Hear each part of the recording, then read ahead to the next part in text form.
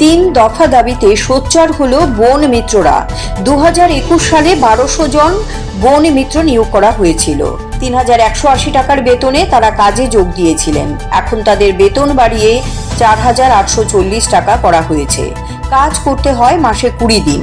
এই বন মিত্রদের দাবি মাসে ন্যূনতম 15,000 টাকা বেতন দিতে হবে।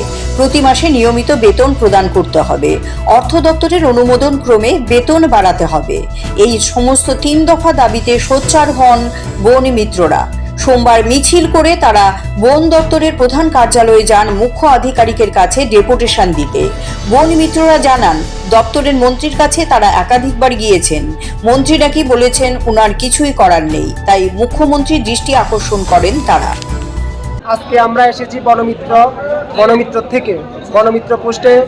আমাদের ত্রিপুরা রাজ্যে 2021 সালে জুলাই মাসে 1200 বনমিত্র পোস্টে আমাদের তৎকালীন প্রাক্তন রাজ্যের মুখ্যমন্ত্রী তথা বিপ্লব কুমার দেব, বর্তমানে লোকসভা সাংসদ, আমাদেরকে নিয়োগ করেছিলেন 3180 টাকার বিনিময়ে।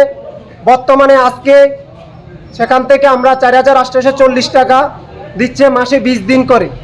বর্তমানে আমাদের মুখ্য দাবি, আমরা 4840 টাকা দিয়ে আজকে রাজ্যের শিক্ষিত বেকার যুবকদের বাঁচার মতো কোনো পরিস্থিতি নেই।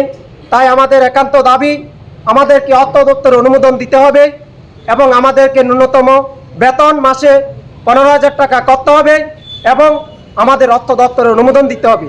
তার জন্য আমরা একাশনে ডেপুটেশনে মিলিত হয়েছি। আমরা আরও অনেকবার, আরও 4-5 বার আমরা পিসিসিএফ স্যারের কাছে এসেছি, কিন্তু আমাদেরকে উনি আশ্বাস দিয়েছিলেন আমাদেরকে বেতন বাড়িয়ে দেওয়া হবে এবং আমাদের 30 দিন করা হবে, কিন্তু এখন পর্যন্ত আমাদের কোনো শুরু হয় নাই। CRI TV, channel for news and entertainment.